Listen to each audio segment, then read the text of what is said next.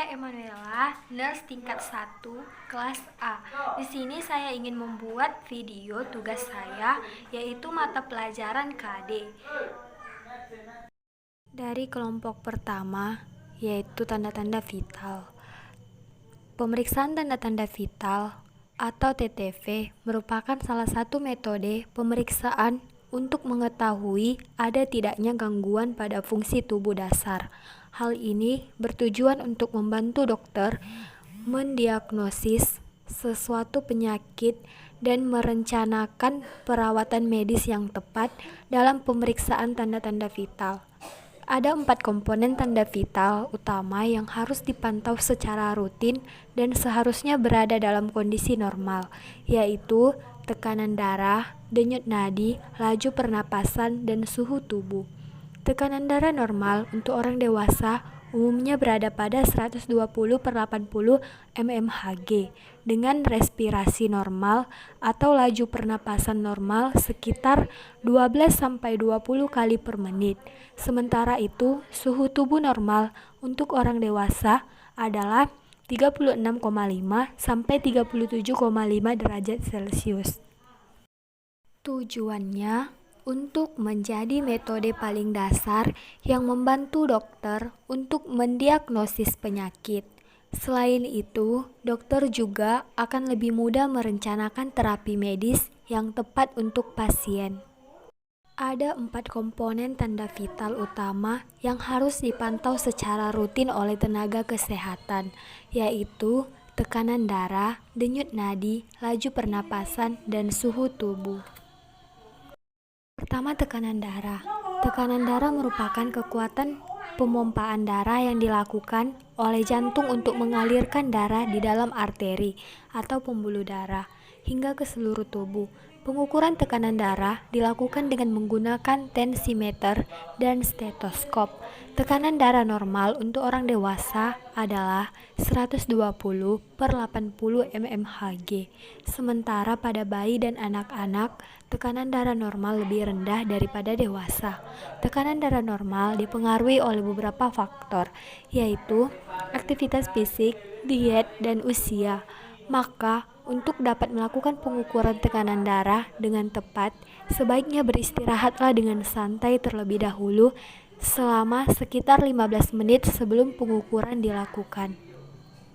Kedua, denyut nadi. Denyut nadi merupakan frekuensi pemompaan jantung pada arteri. Pengukuran denyut nadi bermanfaat untuk menentukan irama dan kekuatan nadi. Pengukuran denyut nadi dilakukan dengan menggunakan stetoskop atau menggunakan jari yang ditekan pada nadi penderita selama 60 detik. Pengukuran denyut nadi dapat dilakukan pada 5 jenis arteri, yaitu yang pertama arteri radialis atau pergelangan tangan, yang kedua arteri brachialis atau siku, yang ketiga arteri karotis atau leher, yang keempat arteri poplitea atau belakang lutut, yang kelima arteri dorsalis pedis atau kaki. Ketiga, laju pernapasan. Laju pernapasan sama dengan frekuensi pernapasan. Pengukuran laju pernapasan dilakukan dengan menghitung jumlah pengembangan dada seseorang untuk menarik napas dalam waktu 1 menit. Pengukuran laju pernapasan umumnya dilakukan pada saat istirahat. Metode ini bertujuan untuk menilai sulit atau tidaknya seseorang bernapas. Respirasi normal atau pernapasan normal untuk orang dewasa adalah 12-20 kali per menit. Sementara pada bayi dan anak-anak, laju pernapasan normal lebih tinggi daripada orang dewasa. Laju pernapasan dapat mengalami peningkatan dengan olahraga, demam, atau karena penyakit paru atau kondisi medis lainnya. Lalu yang keempat, suhu tubuh. Suhu tubuh merupakan ukuran panas badan seseorang. Pengukuran suhu tubuh dilakukan dengan menggunakan alat ukur suhu yang disebut dengan termometer. Bisa dilakukan melalui oral atau mulut, aksila atau ketiak, rektal, timpani atau telinga. Suhu tubuh normal untuk orang dewasa adalah 36,5 sampai 37,5 derajat Celcius. Suhu tubuh seseorang bisa berubah-ubah, biasanya dipengaruhi oleh aktivitas, makanan, konsumsi cairan, cuaca, dan jenis kelamin, terutama wanita pada saat mengalami masa subur. Lalu materi yang kedua adalah head to toe atau pemeriksaan fisik, merupakan peninjauan dari ujung rambut sampai ujung kaki pada setiap sistem tubuh yang memberikan informasi objektif tentang klien dan memungkinkan perawat untuk membuat penilaian klinis.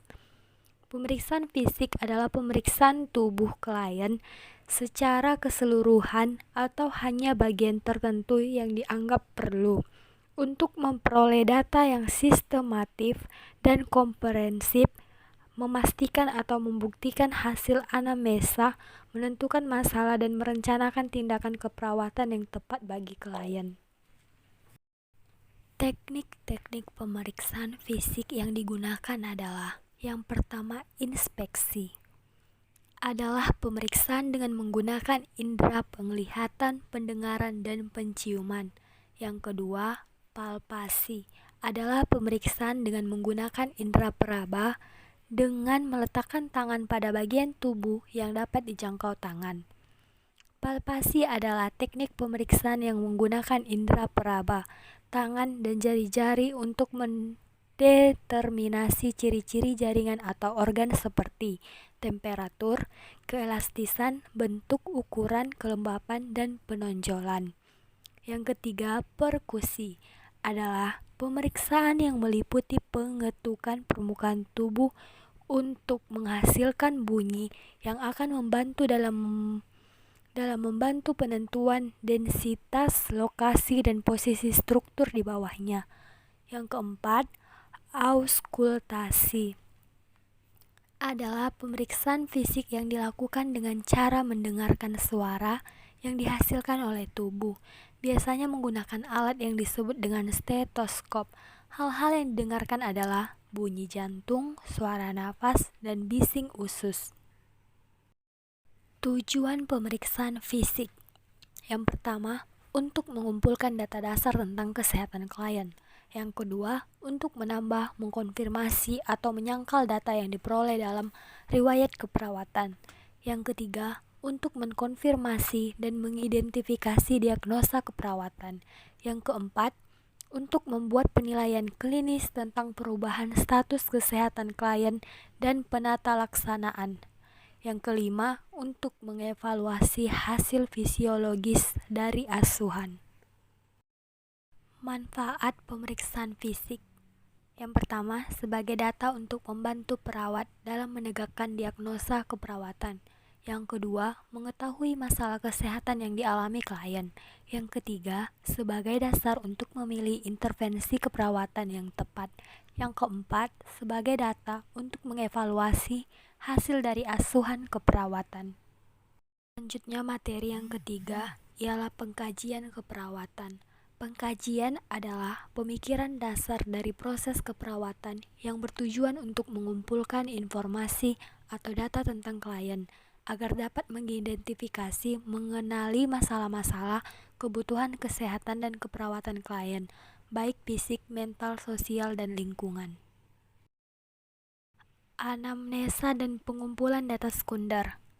Pengertian anamnesa merupakan sebuah komunikasi atau dialog yang aktif antara dokter dan tenaga medis dengan pasien, sehingga komunikasi yang aktif tersebut adalah bentuk komunikasi yang bersifat tetap, lebih dari itu komunikasi yang empati. Tujuan anamnesa ini yaitu membentuk hubungan dokter dan pasien, menggali informasi medik. Dua tindakan yang bisa dilakukan oleh anamnesa yaitu: yang pertama, auto-anamnesa, yaitu suatu kegiatan yang secara langsung diwawancara terhadap pasien, karena pasien sendiri dianggap mampu untuk menjawab semua pertanyaan. Yang kedua, aloanamnesa, yaitu suatu kegiatan yang dilakukan dengan orang lain terhadap keluarga pasien guna memperoleh sebuah informasi yang penting tentang keadaan pasien. Karena hal yang demikian biasanya untuk memastikan bahwa keluarga pasien bisa mengetahui tentang keadaan pasien.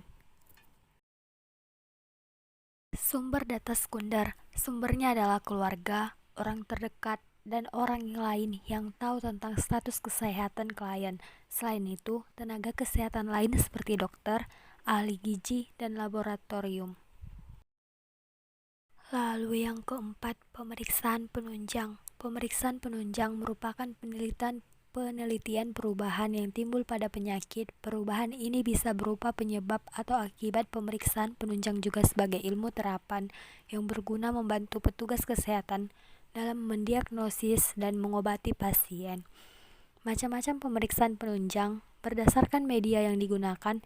Yang pertama, pemeriksaan lab, yang kedua, pemeriksaan ronsen, yang ketiga, pemeriksaan USG. Tujuan dalam pemeriksaan penunjang. Yang pertama, untuk menambah data penunjang selain data pemeriksaan fisik. Yang kedua, untuk memberi kejelasan dan kepastian tentang kesungguhan penyakit yang diderita oleh pasien. Yang ketiga, untuk memudahkan dokter dalam melakukan diagnosa.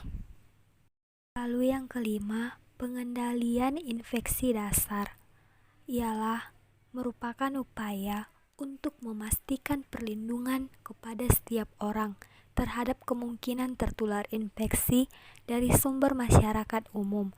Pengendalian infeksi dapat dilakukan dengan melakukan praktik hand hygiene. Lalu yang kedua, safe patient handling ialah keselamatan pasien merupakan upaya untuk melindungi hak setiap orang, terutama dalam pelayanan kesehatan, agar memperoleh pelayanan kesehatan yang bermutu dan aman. Selanjutnya ialah infeksi nosokomial, yaitu infeksi yang tidak diderita pasien saat masuk ke rumah sakit setelah kurang lebih 72 jam berada di tempat tersebut. Infeksi ini terjadi bila toksin atau agen penginfeksi menyebabkan infeksi lokal atau sistematik. Selanjutnya, materi yang keenam adalah 6 prinsip pemberian medikasi. Yang pertama, benar pasien, yaitu sebelum memberikan obat, cek kembali identitas pasien. Yang kedua, benar obat. Sebelum memberikan obat kepada pasien, label pada botol atau kemasan harus diperiksa minimal 3 kali. Benar dosis. Sebelum memberikan obat, perawat harus memeriksa dosis obat dengan hati-hati dan teliti. Jika ragu, perawat harus berkonsultasi dengan dokter atau apoteker sebelum dilanjutkan ke pasien. Yang keempat ada benar care. Benar cara atau rute. Ada banyak rute atau cara dalam memberikan obat. Perawat harus teliti dan berhati-hati agar tidak terjadi kesalahan pemberian obat. Yang kelima, benar waktu. Ketetapan waktu sangat penting, khususnya bagi obat yang efektivitas tergantung untuk mencapai atau mempertahankan darah yang memadai. Ada beberapa obat yang diminum sesudah atau sebelum makan. Juga dalam pemberian antibiotik tidak boleh diberikan bersamaan dengan susu, karena susu dapat mengikat sebagai besar obat itu sebelum dapat diserap tubuh. Yang keenam, benar dokumentasi.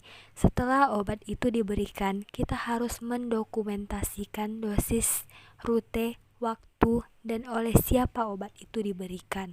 Dan jika pasien menolak pemberian obat, maka harus didokumentasikan juga alasan pasien menolak pemberian obat. Selanjutnya, materi yang ketujuh adalah perawatan luka. Tujuan dari perawatan luka adalah untuk menghentikan perdarahan, mencegah infeksi, menilai kerusakan yang terjadi pada struktur yang terkena, dan untuk menyembuhkan luka. Jenis-jenis luka, yang pertama, berdasarkan kategori, yaitu aksidental dan bedah. Yang kedua, integritas kulit atau luka terbuka dan luka tertutup. Yang ketiga, menurut berat ringannya, yaitu vulnus simplex dan vulnus komplikasi. Baiklah, sekian dari tugas saya. Lebih dan kurangnya saya mohon maaf. Sekian dan terima kasih.